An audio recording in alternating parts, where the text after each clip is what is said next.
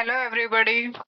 इस वीडियो के थ्रू हम वेन डायग्राम्स और ऑपरेशंस ऑन सेट करेंगे बिकॉज लास्ट वीडियो में हमने representation of sets and types of set complete कर लिया था। तो आज ये टॉपिक्स कंप्लीट करने के बाद हमारा first chapter that is sets complete हो जाएगा। तो हम देखते हैं Venn diagram. So Venn diagram क्या होता है? वेन डायग्राम में जो यूनिवर्सल सेट होता है जिसको हम रिप्रेजेंट करते हैं यू से, वो कैसे रिप्रेजेंट किया जाता है? रेक्टेंगल से।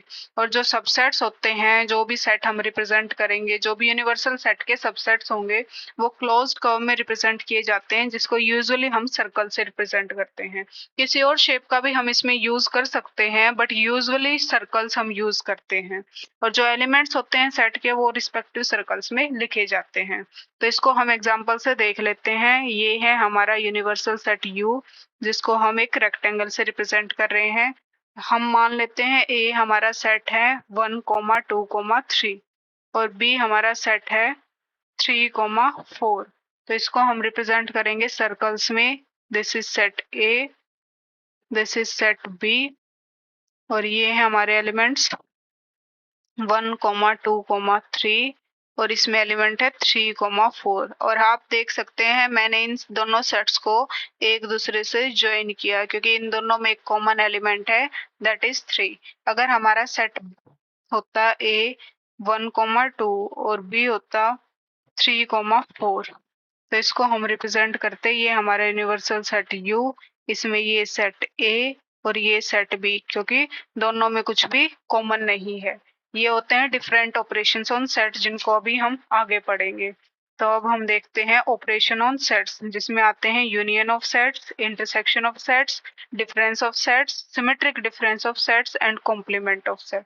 तो सबसे पहले हम देखते हैं union of sets. Union of sets के लिए हम कंसिडर करेंगे पहले let A and B B two sets. तो जो A यूनियन B में जो एलिमेंट्स होंगे वो कौन से एलिमेंट्स होंगे? जो या तो A में है या B में है या A और B दोनों में है। तो जो वो एलिमेंट्स क्या होंगे? A union B। तो यहाँ से हम देख सकते हैं यूनियन का सिंबल होता है हमारे पास दिस कर्व। ये रिप्रेजेंट करते हैं यूनियन ऑफ सेट्स को। इसको हम एग्जांपल से देखते हैं। A हमारा सेट है 1, 2, 3 और B हमारा सेट है 3, 4, 5। तो जो हमारा A यूनियन B बनेगा वो होगा 1, 2, 3, 4, 5। ये हमारे होगा A यूनियन B। इसके बाद हम नेक्स्ट ऑपरेशन देखते हैं intersection of sets. Intersection of sets को हम कैसे रिप्रेजेंट करते हैं? इस कर्व से। तो अगर A और B दो सेट्स हैं तो जो इंटरसेक्शन होगी A और B की वो सभी एलिमेंट्स होंगे जो A और B दोनों में हैं। यूनियन में क्या था? या तो A में है या B में है या A और B दोनों में है। बट इंटरसेक्शन में क्या होगा? वो एलिमेंट A एंड B दोनों में होना चाहिए। तो जो A इंटरसेक्शन B है वो क्या है? वो एलिमेंट्स जो A और B दोनों में है। तो एग्जांपल से देखते हैं। अगर A हमारा है 1, 2, 3 और B है 3, 4, 5 तो जो A इंटरसेक्शन B होगा वो हमारा होगा 3 क्योंकि 3 दोनों सेट्स में है। तो इसको हम देखते हैं वेन डायग्राम से। ये हमारा है यूनिवर्सल सेट U, इसमें ये हमारा सेट है A, ये हमारा सेट है B। इसमें एक एलिमेंट है 3 कॉमन जो कि A और B दोनों में है। तो जो शेडेड पोर्शन है ये हमारे रिप्रेजेंट कर रहा है A इंटरसेक्शन B को। ऑन द अदर हैंड अगर हम यूनियन की देखें तो ये हमारा हो गया यूनिवर्सल सेट U, ये हमारा सेट A, ये हमारा सेट B। तो वो सारे एलिमेंट्स जो या तो A में है या B में है या A और B दोनों में है, ये एरिया जो कि ऑलरेडी कवर हो चुका है। तो जो ये कंप्लीट शेडेड एरिया बनेगा ये प्लस ये हमारे पास हो जाएगा A यूनियन B। इसके बाद हम नेक्स्ट ऑपरेशन देखते हैं डिफरेंस ऑफ सेट्स। तो जो डिफरेंस ऑफ सेट्स है इसमें ऑर्डर मैटर करता है। अगर मैंने बोला है A difference of set A and B तो इसको हम लिखेंगे A माइनस B। और अगर मैंने बोला है difference of set B and A, तो इसको हम लिखेंगे b माइनस ए, और इन दोनों की वैल्यूज अलग अलग होंगी। तो a एंड b दो सेट्स हैं, और अगर हम डिफरेंस ले रहे हैं a एंड b का इसी ऑर्डर में, मींस a एंड b के ऑर्डर में, तो वो सारे एलिमेंट्स होंगे जो सेट a में हैं बट b में नहीं है। और अगर हम डिफरेंस ले b एंड a का, तो वो सारे एलिमेंट्स होंगे जो b में हैं बट a में नहीं है। तो इसको हम रिप्रेजेंट करते हैं a minus B and b minus A according to order. तो इसको हम वेन डायग्राम से देख लेते हैं। a हमारा सेट है 1, 2, 3 और b हमारा सेट है 3, 4, 5। तो a माइनस बी क्या होगा, वो सारे एलिमेंट्स जो a में हैं बट b में नहीं है।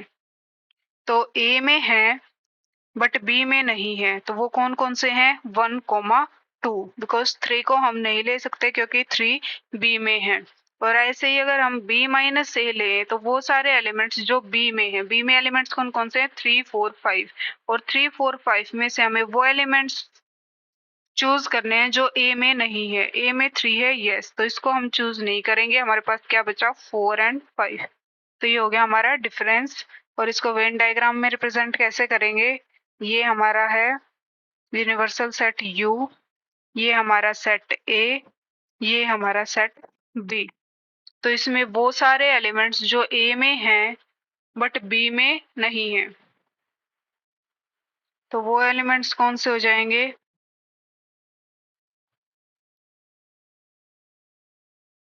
ये, बिकॉज ये A में है और ये B में नहीं है।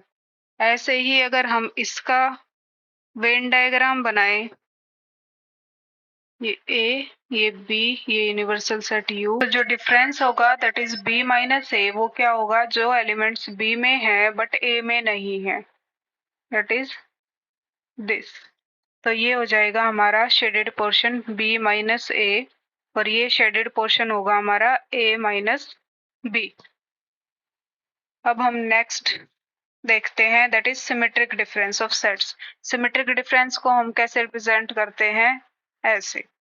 तो अगर हमारे पास दो सेट्स हैं A एंड B, तो उनके सिमेट्रिक डिफरेंस को हम रिप्रेजेंट करेंगे ऐसे। और जो सिमेट्रिक डिफरेंस होता है दो सेट्स का that is A and B, वो कैसे रिप्रेजेंट किया जाता है, वो होता है A minus B union B minus A।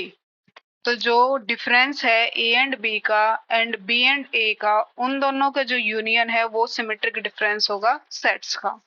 इसको वेन डायग्राम से देख लेते हैं। ये हमारा है universal set U, this set A and set B। Union है A माइनस B, हमारे पास क्या था, ये शेडेड पोर्शन, और B माइनस A क्या था, ये शेडेड पोर्शन। तो इन दोनों की जो यूनियन है, मतलब जो शेडेड पोर्शन हमें दिख रहा है, ये शेडेड पोर्शन है हमारे पास symmetric difference of A and B। इसको हम और कैसे लिख सकते हैं, यहाँ से हम देख सकते हैं कि ये क्या है, A union B minus A intersection B, because A union B में से सिर्फ क्या मिसिंग है, A इंटरसेक्शन B मिसिंग है। तो इसको भी हम सिमेट्रिक डिफरेंस बोलते हैं। तो इसकी ही रिप्रेजेंटेशन ऐसे भी हो सकती है। तो ये हो गए हमारे डिफरेंट ऑपरेशंस ऑफ सेट्स। इसके बाद हम आते हैं कॉम्प्लीमेंट ऑफ ए सेट पे। कॉम्प्लीमेंट ऑफ ए सेट क्या है, अगर कोई सेट है यूनिवर्सल सेट से, अगर हम उस सेट के एलिमेंट्स को छोड़ के बाकी यूनिवर्सल सेट में जो भी एलिमेंट्स हैं उन सबको कंसिडर करें, तो वो कॉम्प्लीमेंट ऑफ अ सेट होगा। तो complement of a set A क्या है, set of all those elements जो यूनिवर्सल सेट में है बट सेट ए में नहीं है। इसको हम वेन डायग्राम से देख लेते हैं। ये हमारा है यूनिवर्सल सेट U, ये हमारा सेट A। तो वो सारे एलिमेंट्स जो यूनिवर्सल सेट में है बट सेट A में नहीं है, तो जो ये शेडेड पोर्शन है ये हमारा होगा कॉम्प्लीमेंट ऑफ सेट A। और इसको हम रिप्रेजेंट करते हैं ए डैश और ए सी से। ये हमारी रिप्रेजेंटेशन है कॉम्प्लीमेंट ऑफ सेट ए। इसके बाद इससे रिलेटेड हम कुछ रिजल्ट देख सकते हैं, जैसे हमारा एम्प्टी सेट, अगर हम एम्प्टी सेट का कॉम्प्लीमेंट ले तो हमारे पास आ जाएगा यूनिवर्सल सेट। ऐसे ही अगर हम यूनिवर्सल सेट का कॉम्प्लीमेंट ले तो हमारे पास आ जाएगा एम्प्टी सेट।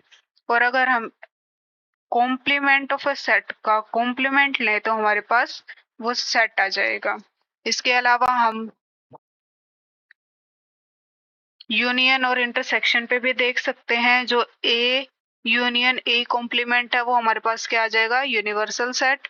और अगर हम ए इंटरसेक्शन ए कॉम्प्लीमेंट लेंगे तो वो आ जाएगा एम्प्टी सेट। तो ये कुछ रिजल्ट हैं कॉम्प्लीमेंट से रिलेटेड जो हमें याद रखने हैं। इसके बाद हम आ जाते हैं law of algebra of sets पे। तो सबसे पहले हमारे पास आता है इडम्पोटेंट लॉ। मतलब अगर जो भी ऑपरेशन है उसमें सेम सेट पे ऑपरेशंस लगाए तो क्या रिजल्ट होगा। मतलब अगर सेट ए है तो सेट ए को की यूनियन ए के साथ करेंगे, सेट ए की इंटरसेक्शन ए के साथ करेंगे तो क्या रिजल्ट आएगा। तो ए की यूनियन अगर हम ए से करें तो वो क्या आएगा, ए इटसेल्फ।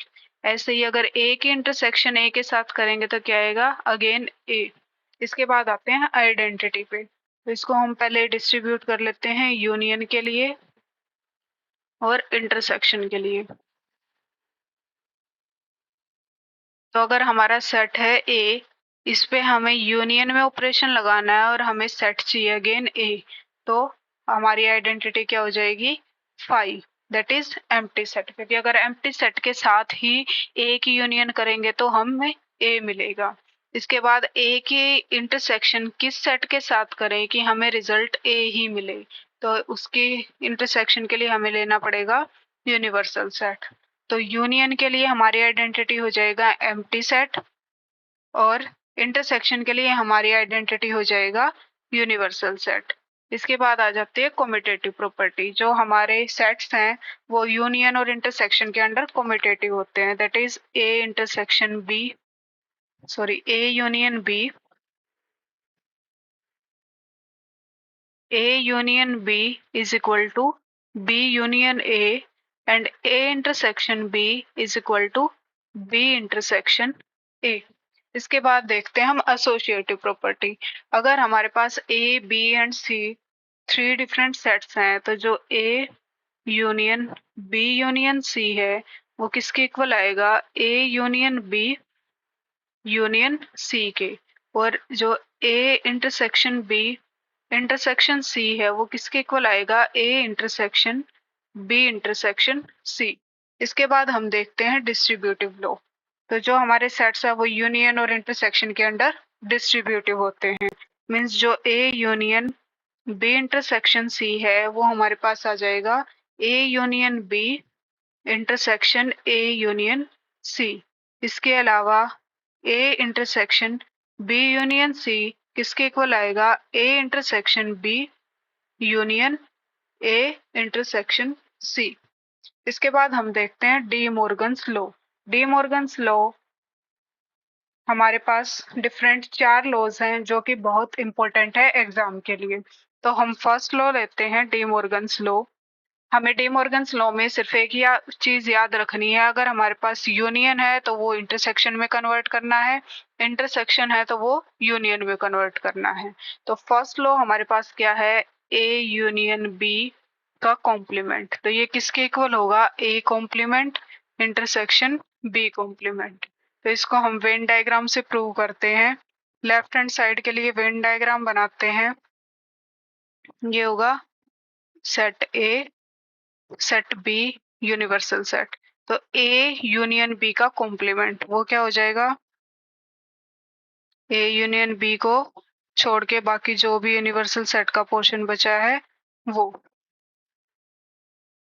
अब हम बनाते हैं राइट हैंड साइड के लिए वेन डायग्राम।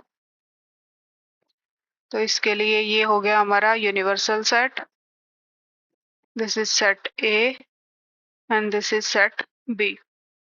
तो इसके लिए हमें क्या लेना है, ए का कॉम्प्लीमेंट। ए का कॉम्प्लीमेंट मीन्स ए को छोड़ के बाकी सारा एरिया। ए को छोड़ के बाकी सारा एरिया हमारे पास आ गया ये। इसके बाद हमें क्या करना है, इसके बाद हमें लेना बी कॉम्प्लीमेंट, मतलब बी को छोड़ के बाकी सारा एरिया।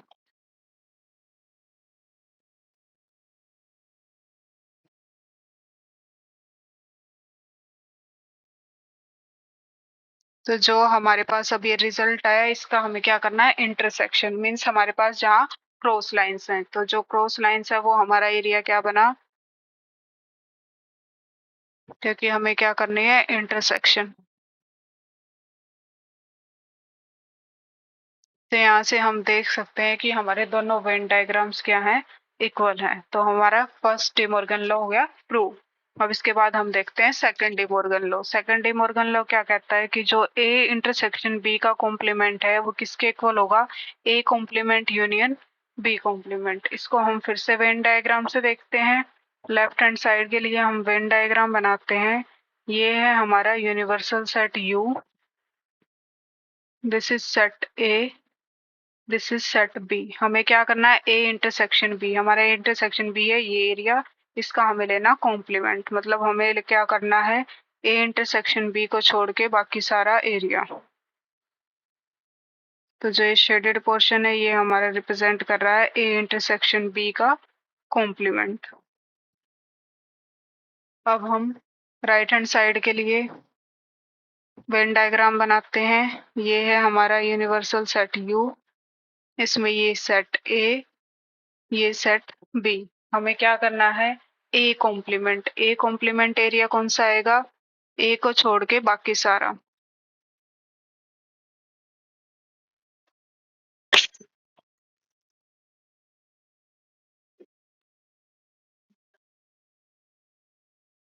अब हमें नेक्स्ट क्या करना है, B complement. B complement means B को छोड़ के बाकी सारा।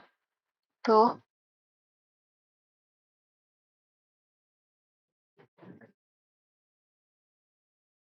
और अब हमें क्या करना है, इसका यूनियन। इसका यूनियन क्या होगा, जहां भी क्रॉस आया है या सिंगल लाइन आई है वो हो जाएगा हमारे पास यूनियन। तो जो शेडेड पोर्शन है वो हमारा रिप्रेजेंट कर रहा है A complement union B complement को। तो यहाँ से हम देख सकते हैं हमारे दोनों डायग्राम्स इक्वल हैं। इसके बाद थर्ड और फोर्थ रिजल्ट है हमारे A minus B union C is equal to A minus B, और यूनियन किस में चेंज होगा, इंटरसेक्शन में ए माइनस सी। इसके अलावा एक और रिजल्ट है A minus B intersection C, वो किसके इक्वल होगा, A minus B union A minus C. ये हमारे हैं डी मॉर्गन्स लॉ। इसके बाद हम कुछ इंपॉर्टेंट रिजल्ट्स देख सकते हैं जो कि related to number of elements in set हैं, जहां से क्वेश्चन आते हैं। तो स्कूल टाइम से हमने पढ़ा है जो number of elements in A union B है वो किसके इक्वल है, number of elements in A plus number of elements in B minus number of elements in A intersection B. और अगर A and B disjoint sets हैं, disjoint sets मतलब जो A intersection B है वो फाई के equal है। इसका मतलब क्या हो जाएगा, number of elements in A intersection B किसके इक्वल हो जाएगा, 0 के इक्वल। तो यहाँ से हमारे पास क्या रिजल्ट आएगा, number of elements in A union B is equal to number of elements in A plus number of elements in B. ये कब होगा, अगर A intersection B is equal to phi है, मतलब A and B disjoint sets हैं। इसके बाद हम सेकंड रिजल्ट देखते हैं, जो number of elements in A intersection B complement. तो इसको हम क्या लिख सकते हैं, number of elements in A minus B, क्योंकि जो एलिमेंट्स ए में हैं बट बी में नहीं है। तो ये एलिमेंट्स कौन से हो जाएंगे, जो नंबर ऑफ एलिमेंट्स ए में हैं but number of elements in A intersection B में है उनको माइनस कर देंगे, क्योंकि जो एलिमेंट्स ए में हैं लेकिन बी में नहीं है वो इससे रिप्रेजेंट होंगे। हम वेन डायग्राम से रेफर करके देख सकते हैं। इसके बाद हमारा नेक्स्ट रिजल्ट आता है, number of elements in A symmetric difference B.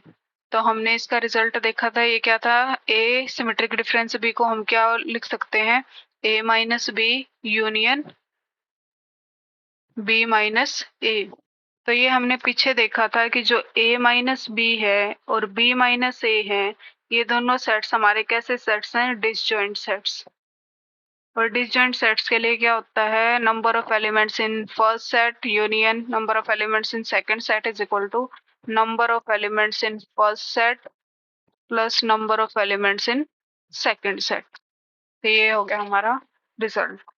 इसके बाद हमने निकालना है number of elements in A complement union B complement. तो डी मॉर्गन्स लॉ यूज करके हम इसको क्या लिख सकते हैं, number of elements in A intersection B का कॉम्प्लीमेंट। और ये क्या होगा, number of elements in universal set minus number of elements in A intersection B. Next हम निकालते हैं number of elements in A complement intersection B complement. तो ये किसके इक्वल होगा, number of elements in A union B का complement using de Morgan's law. और ये क्या होगा, number of elements in universal set minus number of elements in A union B. The most important result is number of elements in A union B union C is equal to number of elements in A plus number of elements in B plus number of elements in C minus number of elements in A intersection B minus number of elements in B intersection C minus number of elements in C intersection A plus number of elements in A intersection B intersection C। So ये result हमें याद रखना है, क्योंकि इस result से question हमेशा पूछा जाता है। हमेशा आपको 2 या 3 क्वेश्चन इससे रिलेटेड ज़रूर मिलेंगे, इसकी एप्लीकेशन से रिलेटेड ज़रूर मिलेंगे। तो यहाँ हमारा first chapter that is sets complete होता है। इसके बाद हम नेक्स्ट चैप्टर देखेंगे और हम क्वेश्चन आंसर भी जल्दी ही लेके आएंगे। So thank you.